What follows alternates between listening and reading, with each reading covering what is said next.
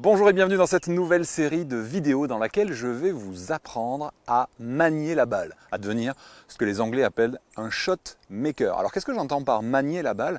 Eh bien en fait c'est être capable de faire tourner sa balle de gauche à droite, de droite à gauche, de la jouer plus haute, de la jouer plus basse, ou même de combiner les deux, par exemple en faisant une balle plus haute avec un effet de gauche à droite. Alors vous allez me dire, oh ça je suis déjà capable de le faire, mais involontairement. Mais justement là je vais vous montrer comment le faire sur commande. Alors peut-être que vous vous dites déjà d'entrée, oh là là, mais moi j'ai déjà du mal à faire partir ma balle dans la bonne direction la plupart du temps en essayant de la faire droite. Alors si je commence à vouloir faire des effets, j'ai pas fini.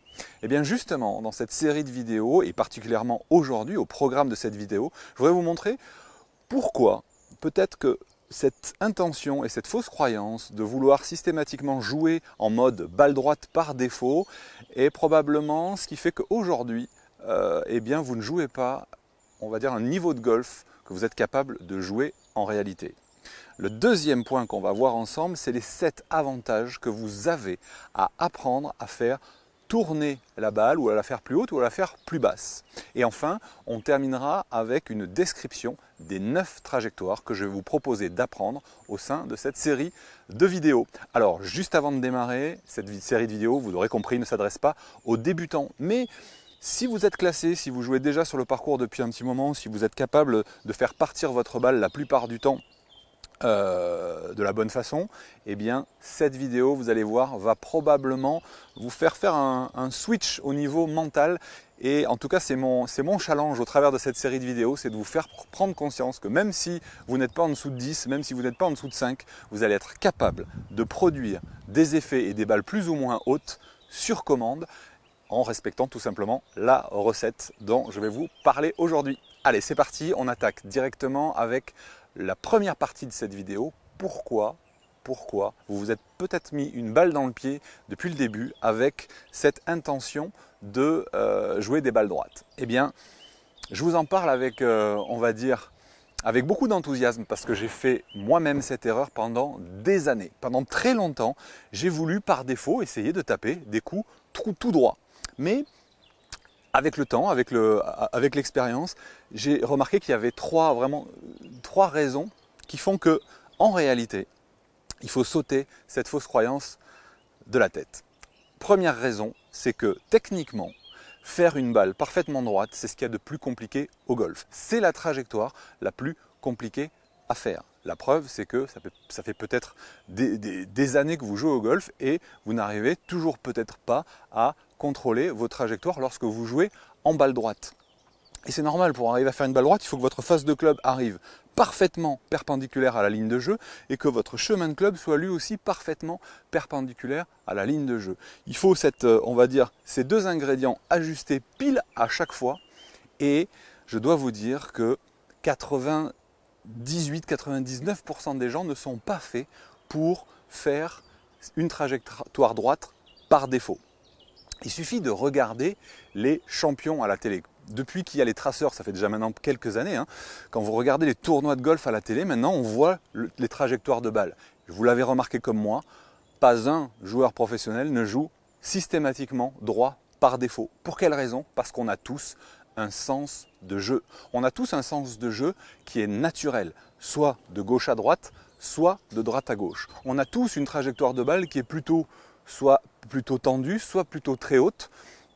Parfois, elle peut être intermédiaire, mais c'est rare d'avoir, on va dire, de manière complètement naturelle, une balle qui part toute droite à la hauteur idéale. Sinon, vous ne seriez pas en train de regarder cette vidéo.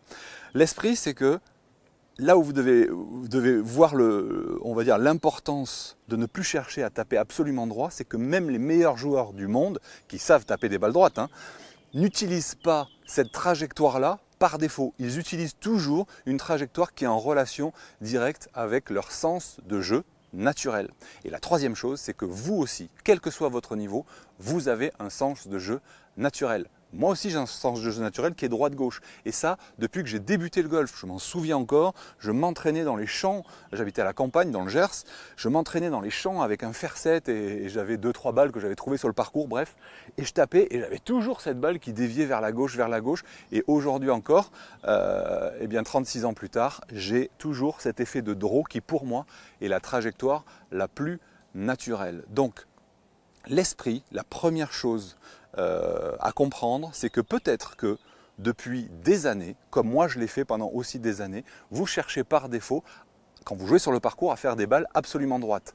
C'est peut-être une erreur, et justement, la seule façon de vérifier si c'est une erreur, c'est d'essayer d'autres trajectoires et voir si, avec ces autres trajectoires, vous parvenez à être plus précis, à être plus, plus constant dans votre, on va dire, dans votre contact de balle. C'est-à-dire qu'en choisissant une trajectoire qui vous correspondra naturellement, vous allez voir instantanément obtenir un meilleur contact de balle. Et le troisième intérêt, c'est que vous allez être plus régulier dans le sens où si c'est votre sens de jeu naturel, vous serez capable beaucoup plus facilement de reproduire ça avec tous les clubs et donc de réduire l'écart, ce qui est l'enjeu pour un golfeur pour sa progression, réduire l'écart entre ses bons et ses mauvais coups.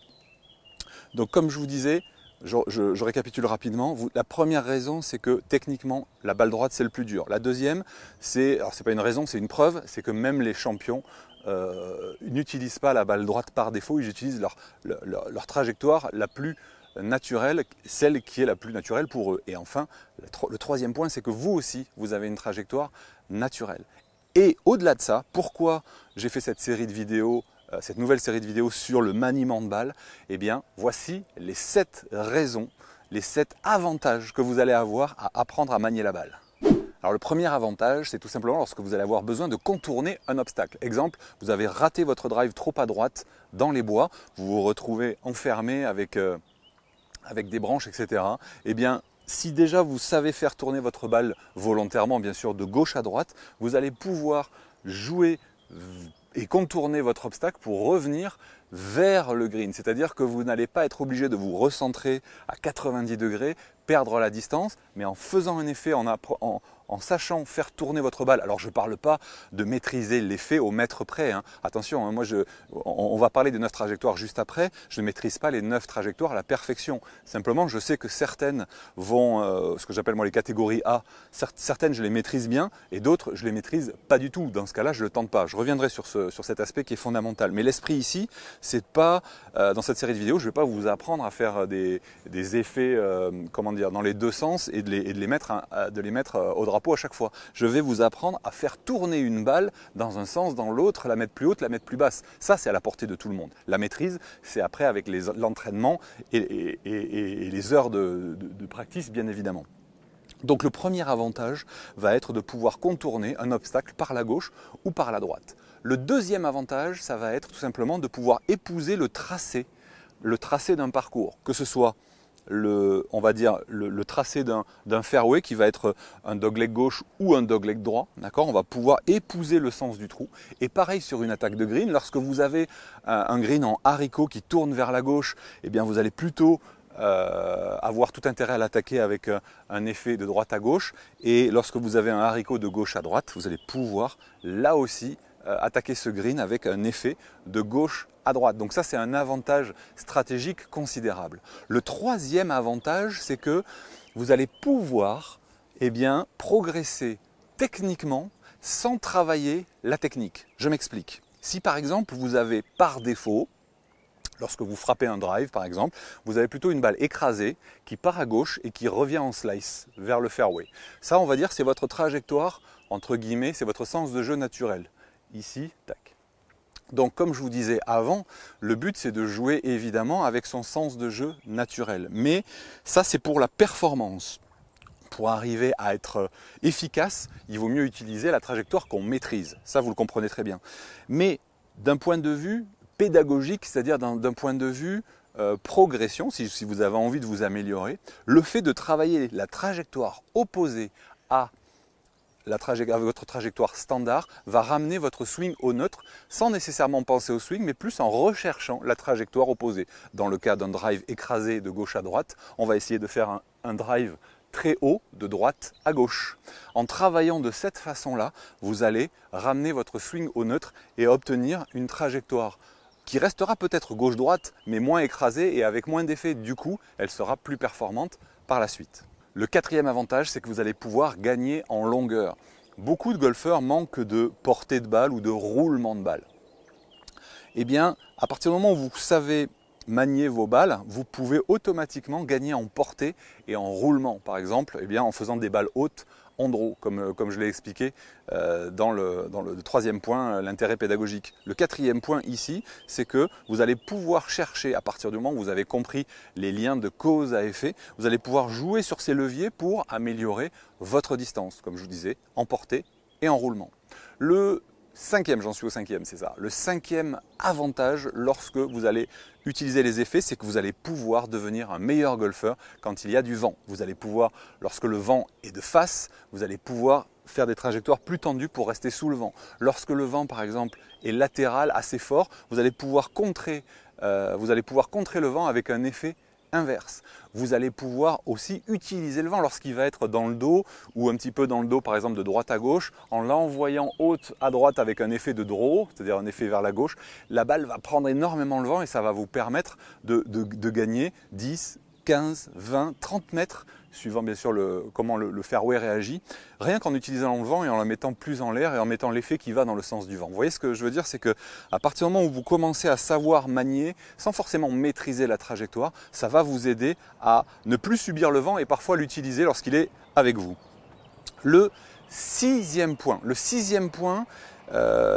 avantage que vous allez avoir lorsque vous allez utiliser les effets, eh bien, c'est de pouvoir arrêter vos balles sur le green. J'en parlais juste tout à l'heure avec un golfeur où il me disait que ça lui arrivait très souvent de taper des coups d'hybride vraiment bien frappés, mais lorsqu'il tombait sur le green, la balle continuait à rouler. Et bien là aussi, faire une balle avec une trajectoire plus haute, avec un effet de gauche à droite, va permettre à vos longs clubs de s'arrêter beaucoup plus facilement sur les greens, au lieu de faire un super coup qui pitch en plein milieu du green et qui finit sa course dans le rough derrière ou dans le bunker derrière.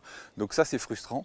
Et bien savoir manier la balle va vous permettre de répondre à ce genre de situation. Et enfin, dernier avantage lorsque vous savez manier une balle, là notamment par rapport à la hauteur, c'est que lorsque vous êtes dans les sous-bois, etc., que vous avez des branches, vous avez une ouverture vers le green, mais vous avez des branches qui vous empêchent de faire un coup normal, le fait de savoir faire partir votre balle tendue et de la faire rouler pendant 50, 60, 80 mètres, ça va être un atout majeur, tout comme quand vous savez contourner un obstacle, eh bien c'est que ça va vous permettre de ne pas perdre la distance. Au lieu de vous recentrer là aussi, aller à 90 degrés ou même à 45 degrés et faire 30 ou 40 mètres maximum, vous allez pouvoir taper des coups beaucoup plus puissants, les faire rouler pendant comme je vous disais, 50, 80 mètres et vous retrouver pas loin du green et pouvoir être en position en tout cas de faire approche putt. Ça change la donne considérablement. Alors voilà, on arrive à la troisième partie de cette vidéo. La troisième partie de cette vidéo, c'est que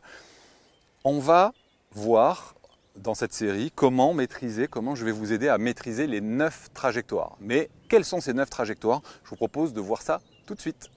Alors voici les 9 trajectoires dont on va parler tout au long de cette série de vidéos. Ici, je ne vais pas vous donner les ingrédients, mais j'applique tout simplement à chaque fois 5 ingrédients pour arriver à produire, on va dire, 3 familles de trajectoires différentes. La première, ça va être une famille qui va être un effet de gauche à droite. Je vais partir vers la gauche pour ensuite revenir vers la droite du fairway. Démonstration. Voilà, gauche, et elle revient avec un petit fade excellent. Ça, c'est ce qu'on appelle un fade, de gauche à droite. Ensuite, je peux faire exactement le même coup, mais cette fois-ci en la frappant plus tendue. Démonstration.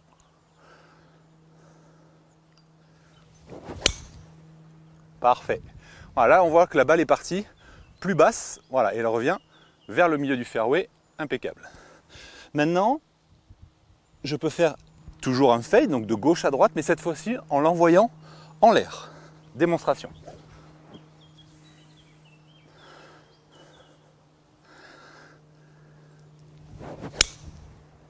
Excellent. Ça, c'est la première famille. Deuxième famille, les balles droites. Alors vous allez me dire, ouais, mais tu viens de me dire juste avant que la balle droite, c'est pas forcément le coup idéal pour moi. C'est vrai, ça on le verra, mais ça fait partie des 9 trajectoires qu'on va voir. Et je vais commencer par la balle classique, la balle toute droite. Voilà, hop, où là je m'aligne directement sur le milieu du fairway et je cherche à envoyer ma balle en ligne. Impeccable.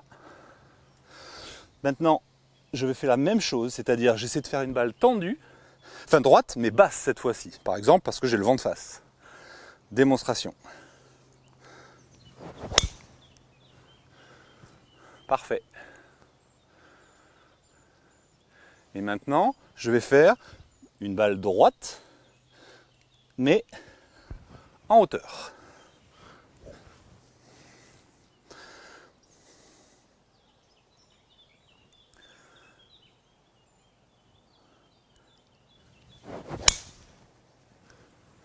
Excellent.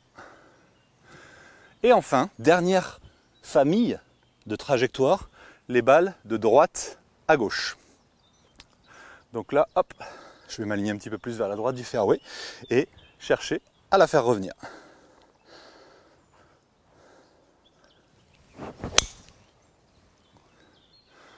Voilà, ça c'est sur une trajectoire, enfin sur une hauteur de balle en tout cas normale. Je vais maintenant faire la même sur une trajectoire tendue.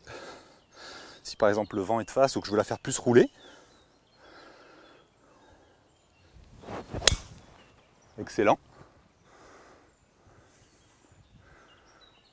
Voilà, là je vois que ma balle roule beaucoup plus. D'ailleurs c'est marrant, c'est la plus longue de toutes.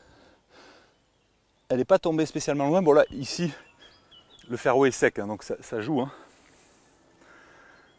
Et enfin la dernière, balle haut tendreau, c'est la trajectoire la plus longue, la plus puissante. J'y reviendrai aussi dans cette série de vidéos.